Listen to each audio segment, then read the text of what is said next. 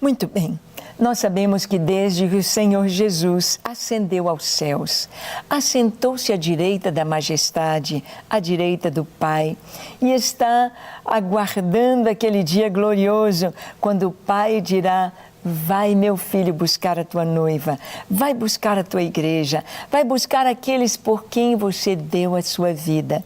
Enquanto isto, o Senhor enviou o seu Espírito Santo, e o Espírito Santo de Deus tem feito uma obra maravilhosa em cada coração, convencendo-nos, convencendo o homem do pecado, da justiça, do juízo, trazendo o entendimento de que este vazio na alma só pode ser preenchido por Jesus. Trazendo o entendimento de que a paz com Deus, a paz consigo mesmo, a paz com o próximo, só pode vir através do perdão oferecido na cruz do Calvário por Jesus, e que devemos oferecer o nosso perdão àqueles que nos ofendem.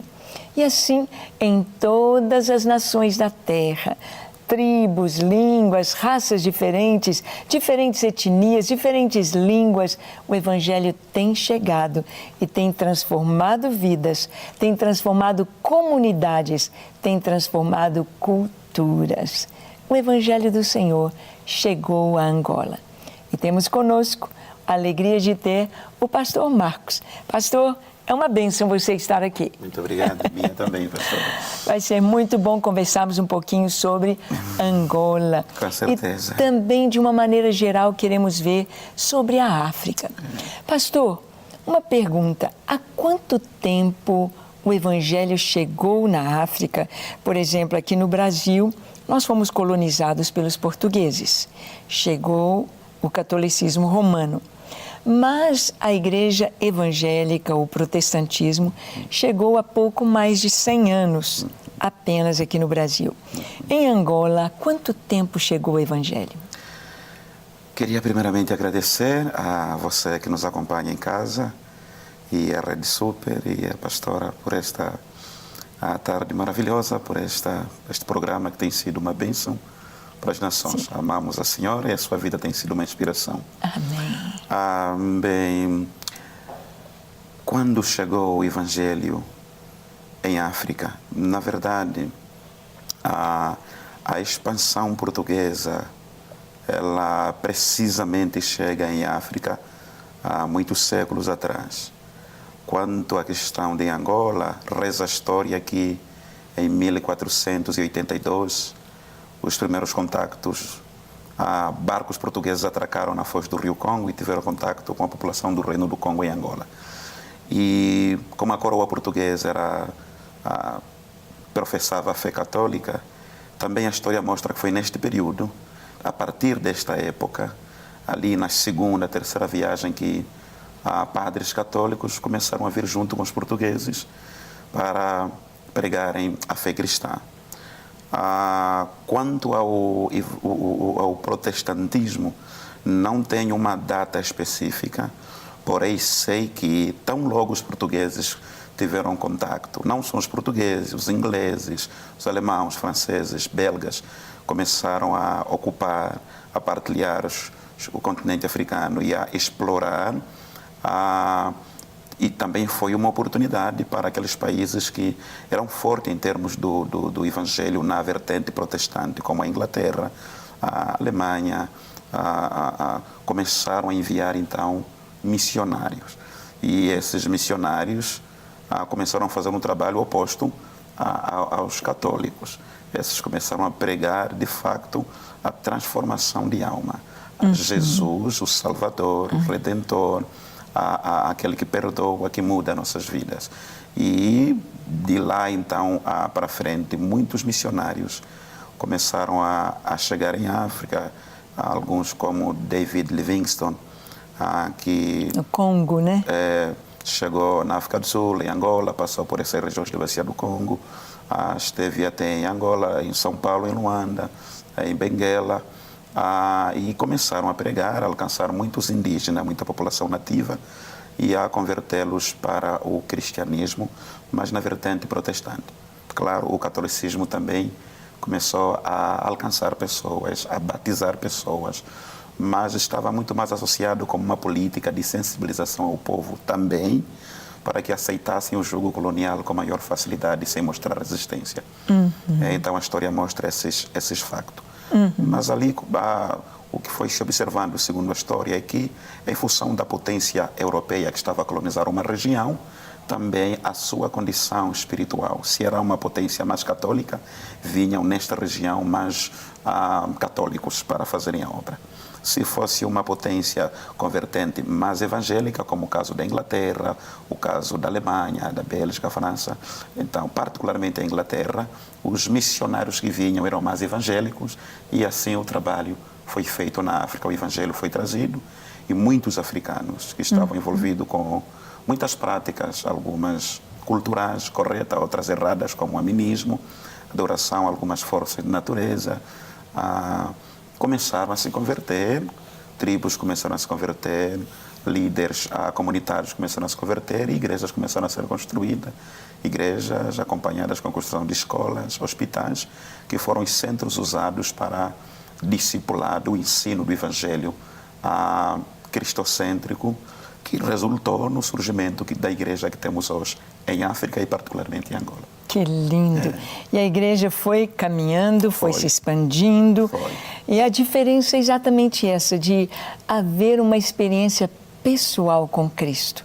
Não adianta eu nascer num lar cristão, mas eu preciso ter a minha experiência com Jesus. Eu preciso entregar a minha vida a Ele. Eu preciso conhecê-lo pessoalmente e receber dele as bênçãos que Ele tem. A salvação eterna, a segurança, a certeza de vida eterna. Pastor, a igreja foi crescendo, a igreja foi se multiplicando e hoje, como está a igreja em Angola? Como estão os irmãos? Como que está o país? Há alguma região que ainda não chegou o evangelho? Ou você crê que toda Angola já conhece Cristo? Bem, devo dizer que quanto à questão da igreja em Angola, na verdade, nós podemos avaliar a igreja em vários momentos na sua história, no seu crescimento como nação. Sim. Porém, eu queria fazer menção a 2 momentos que estou um pouco mais abalizado para o fazer, porque vivi os 2 períodos. Vivi um, estou a viver outro.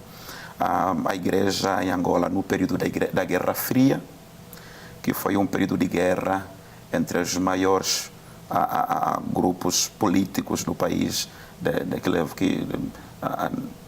que se envolveram diretamente e foram preponderantes na luta armada e que terminou com a independência do país, mas que depois da independência alguma coisa não correu bem e isso originou uma guerra muito grande que durou quase 30 anos.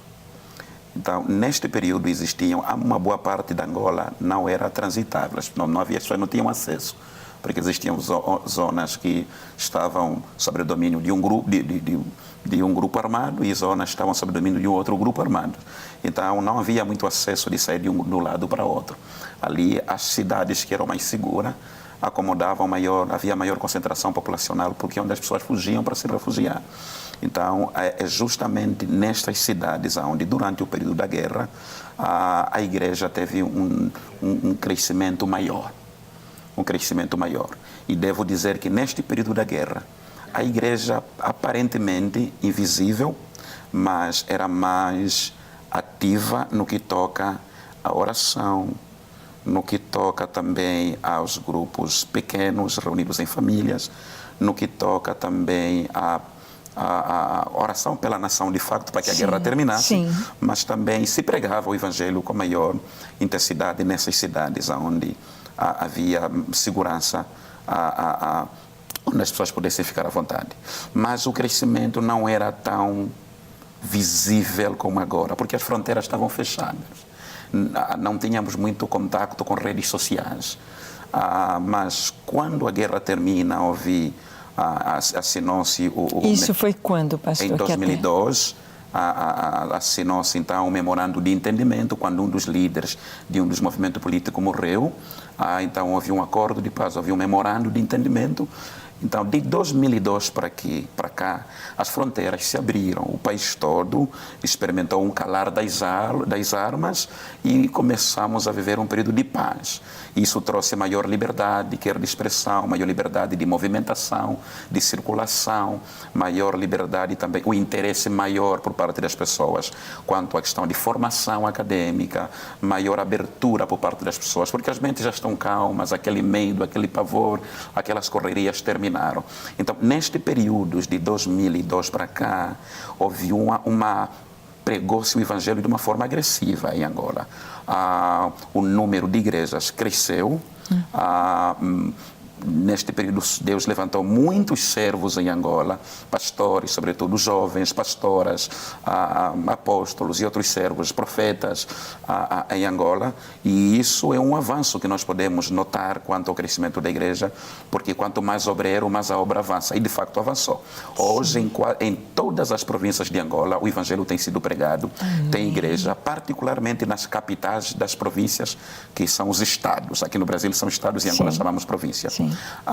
Tem aquelas províncias com um crescimento maior em termos de cristianismo, como Luanda, a capital, Benguela, Lubango, Uambo, que são cidades com um pouco mais desenvolvida, um pouco mais avançada em relação a outras.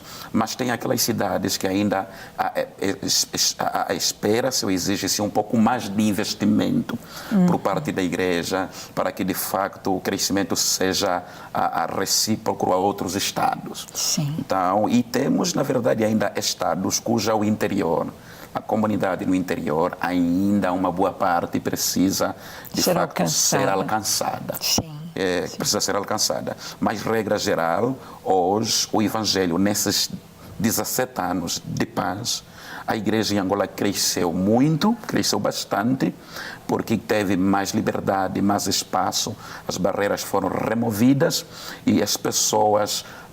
eu acho que também é o resultado da guerra. As pessoas experimentaram muita coisa ruim que não deveriam experimentar. Se apegaram Exatamente. A fé se tornou a única esperança da igreja, do povo angolano. Amém. Então, assim, muitas igrejas em Angola que tinham 20, 30, 40 membros, cresceram bastante.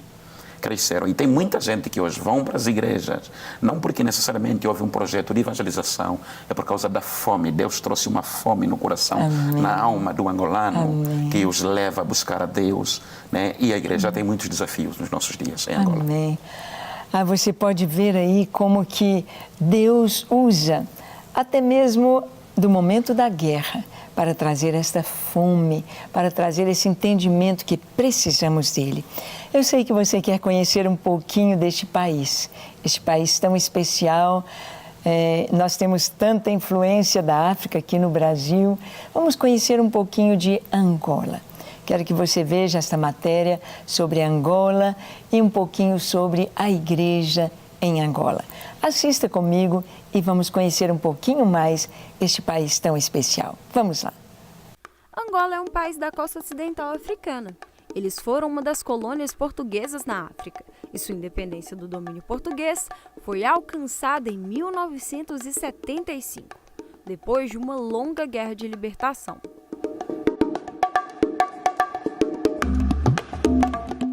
Após a independência, Angola foi palco de uma intensa guerra civil, de 1975 a 2002, majoritariamente entre o Movimento Popular de Libertação de Angola e a União Nacional para a Independência Total de Angola.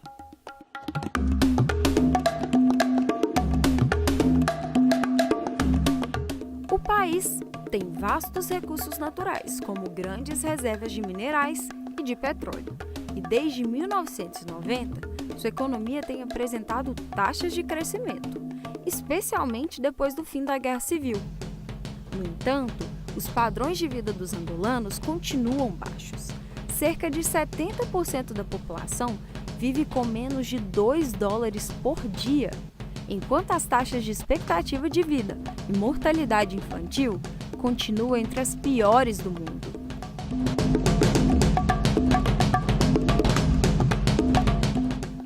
Em Angola, existem atualmente cerca de 1.000 religiões. Dados fiáveis quanto aos números dos fiéis não existem, mas cerca de metade da população angolana é adepta ao catolicismo e cerca de um quarto faz parte de alguma igreja protestante.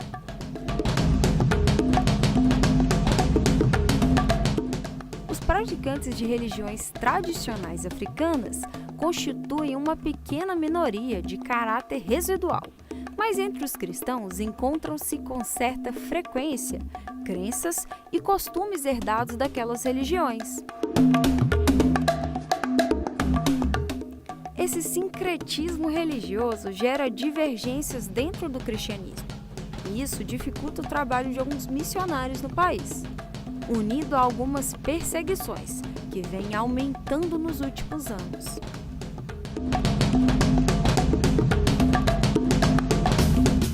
O Ministério Gideões 24 Horas Diante do Senhor apoia diversos missionários e projetos no país. Quer saber mais? Acesse o site gideões24h.com e fique por dentro de tudo o que acontece. Muito bem, você pode ver um pouquinho aí de Angola. E como nós percebemos na fala do pastor Marcos, nós vimos como que Angola experimentou vários momentos de guerra. E sabe, guerra é um tempo terrível. Você não pode imaginar quanta dor, quanto trauma, quanto sofrimento, quantas marcas ficaram. E esse desejo por paz, este desejo por Deus, trouxe então para a igreja um tempo especial, um tempo de crescimento, um tempo de busca. E vocês têm vivido este tempo, não é, pastor Marcos? Exatamente. Sim. Exatamente. Como em toda parte do mundo, a igreja enfrenta vários desafios.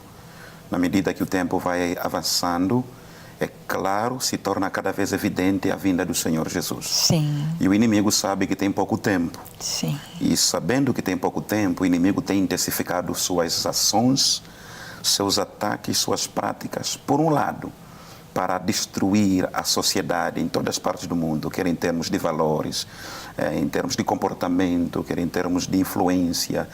Governos também têm sido influenciados neste sentido.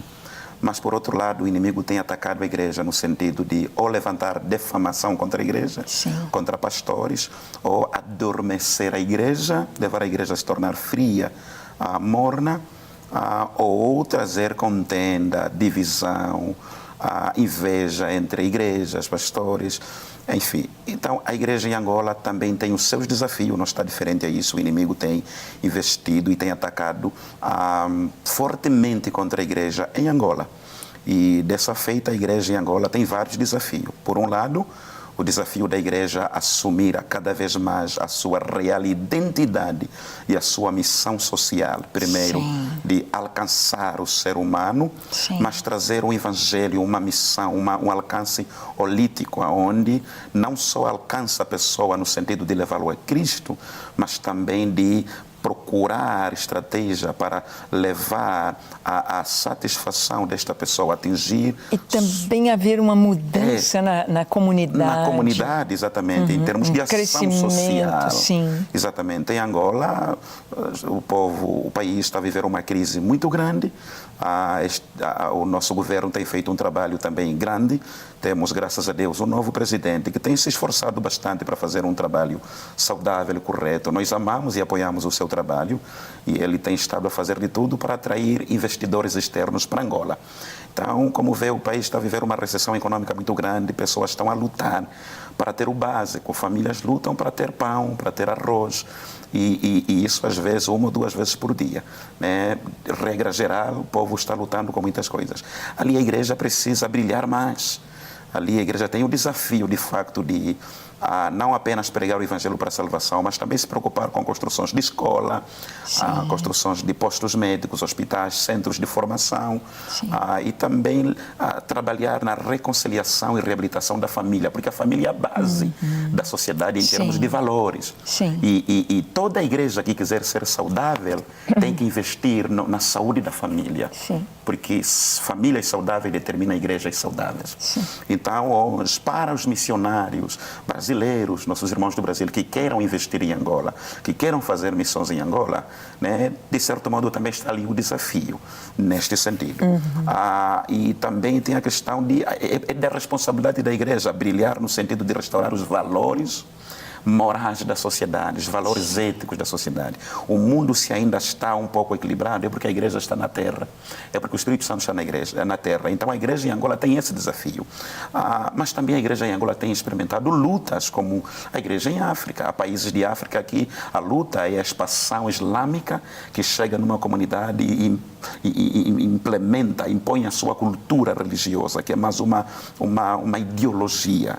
E aqueles que não aceitam são perseguidos, são mortos, igrejas são queimadas, são bombardeadas, são atacadas por grupos islâmicos em África, em alguns países como Nigéria, Mali, Sudão, etc.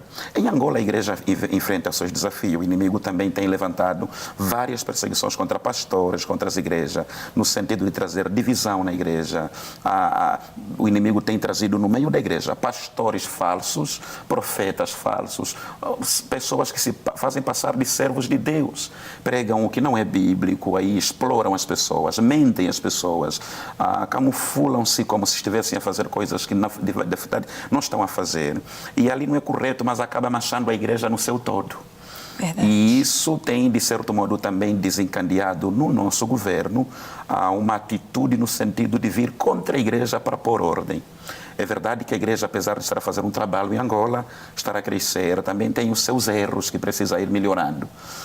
E ali o governo entra neste sentido, porque o governo tem estado a ver violação de direitos humanos, pessoas a serem exploradas em nome da fé, pessoas que abrem igreja para lucro próprio, para ter benefício, viver vida de luxo, carrões, casa, viagens, mas não investem o dinheiro que arrecadam das ofertas para o benefício do povo.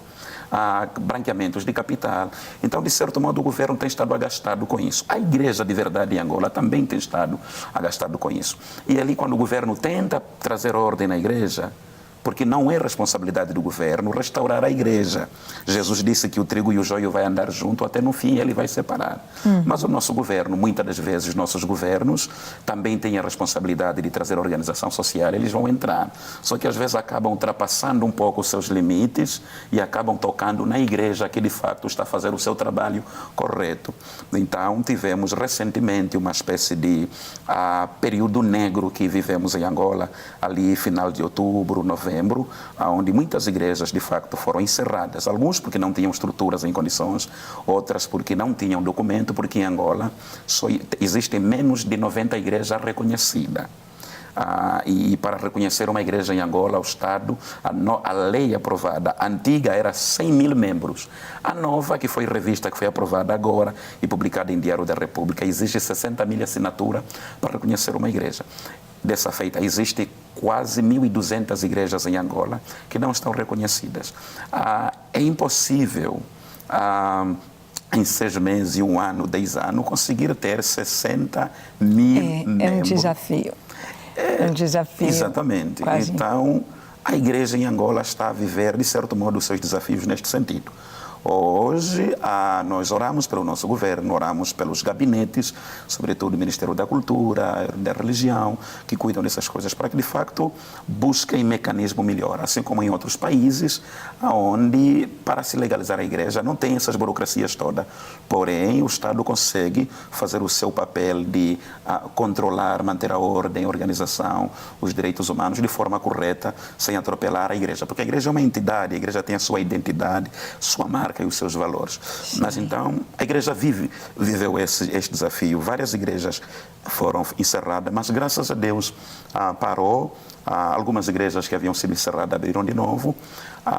E o Estado agora aprovou esse novo pacote jurídico que regula a liberdade de religião e culto em Angola. Não sei, que diz que, por exemplo, eu posso pregar o evangelho para alguém, mas não posso persuadi-lo a aceitar a minha fé. Eu estou a incorrer a um crime. Eu não posso me reunir em um galpão, por exemplo, nós chamamos armazéns lá, que é galpão. Não posso me reunir em um apartamento, né? Então, a gente percebe que são alguns pontos que o Estado, apesar de ter direito de ser responsável pela organização social, percebemos que em alguns pontos o Estado tem exagerado e oramos para que o Estado dê conta e recue e que a igreja também, de facto, assuma a sua real identidade e brilhe como igreja, porque nós não fomos chamados para ser pastor por causa do dinheiro. Sim. Fomos Sim. chamados para representar o Senhor na sua missão de alcançar almas para Jesus. Amém. E precisamos ser exemplo da integridade, santidade, verdade, justiça e idoneidade. A igreja é o corpo de Cristo na terra. Ela tem que trabalhar para crescer em santidade, justiça, em pureza, porque Jesus virá à busca de uma igreja sem mancha, sem ruga, sem defeito. Então, nós temos a responsabilidade de trabalhar também no ensino, investir no ensino de líderes em Angola. Temos muitas necessidades. Nós não temos tantos seminários como no Brasil. Só há um seminário superior em Angola de teologia na minha cidade, em Lubango. Então, imagina a necessidade da formação de líderes e de obreiros em Angola, porque também a falta da formação tem levado a muitos líderes a cometerem erros de teologias ou erros de má interpretação e ali acaba cometendo-se muitos erros. Então, mas também o discipulado é um desafio. Sim. O real discipulado, no sentido de não nos preocupar em fazer membros de igreja, mas devemos nos preocupar em fazer discípulos. Amém. Ai, dá uma vontade da gente estar ouvindo e como é gostoso a gente poder perceber como que o pastor Marcos está assim tão por dentro do que está acontecendo ali e como o nosso coração se enche desse entendimento de que precisamos realmente estar nesse tempo preparando a igreja para a vinda de Jesus. E para preparar a igreja precisamos orar, precisamos conhecer a palavra e também vamos adorar. Então vamos parar um pouquinho a nossa conversa aqui e vamos adorar ao Senhor junto com a Patrícia. Patrícia, é com você. Vamos lá.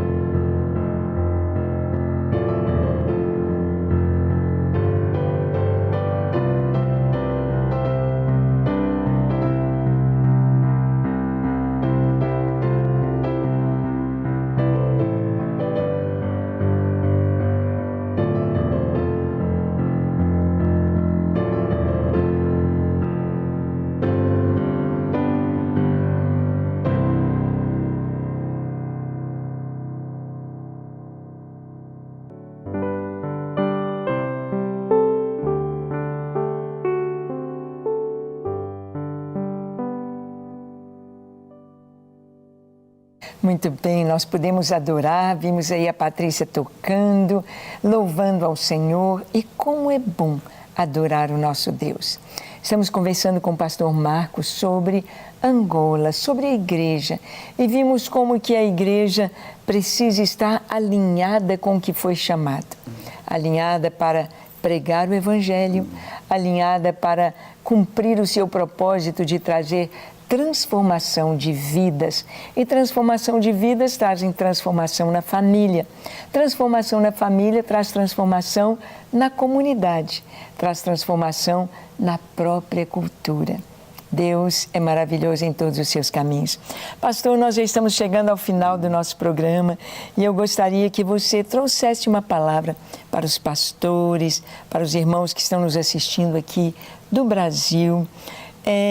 De uma maneira geral, Angola e África, o que precisam da igreja brasileira? O que a igreja brasileira pode contribuir para Angola e para a África? Eu penso que uma das coisas fundamentais, que na verdade já tem estado a acontecer, precisamos de muita oração por parte da igreja brasileira, a nossos irmãos, e também aquilo que o Brasil, no caso a igreja, pode fazer em termos de ajudar com projetos sociais em Angola, são bem-vindos neste sentido. Mas também na área do ensino, o Brasil está avançado em formação teológica, tem muito seminário. O Brasil é uma escola, muitos angolanos vêm para aqui para o Brasil para estudar ciência, mas também teologia. E pode-se sair do Brasil para fazer teologia em Angola, para levar o ensino, para formar líderes em Angola também. Amém, que bom. Então, aí está. Nós sabemos que há muito que fazer. Você pode ser um intercessor. Você pode estar orando pelas nações, colocando Angola aí nas suas orações. Sabemos que a igreja precisa de muita sabedoria nesse tempo. A igreja precisa ter a direção do Senhor. E para levantar escolas, seminários e a toda a parte social que é necessária, com o cuidado com os viciados, as casas de recuperação, também com a questão de hospitais, nós podemos ajudar. E você pode fazer parte disso, através do Ministério Gideões, através de Missões 24 Horas, você pode participar e ser uma bênção nas mãos do Senhor. Pastor Marcos, muito obrigada de você estar aqui conosco. Eu é que agradeço. Que Deus te abençoe muito. Leve o nosso abraço para os irmãos de Angola, de Lubango, Ondiva com o pastor Tony Gula, Benguela, Luanda. Leve o abraço da igreja brasileira e dos Gideões. Amém. E você que nos assiste, que Deus te abençoe ricamente, que você também possa orar, contribuir com aquilo que Deus tem colocado em seu coração. Vamos avante, amando as nações e aguardando a vinda de Jesus. Até o nosso próximo programa, se Deus quiser. Até lá. Não quer ficar um segundo por fora da nossa programação? Agora você pode nos acompanhar através das plataformas digitais. Não perca tempo. Acesse, curta e siga-nos. Fique por dentro de tudo o que acontece por aqui. Rede Super, inspirando você.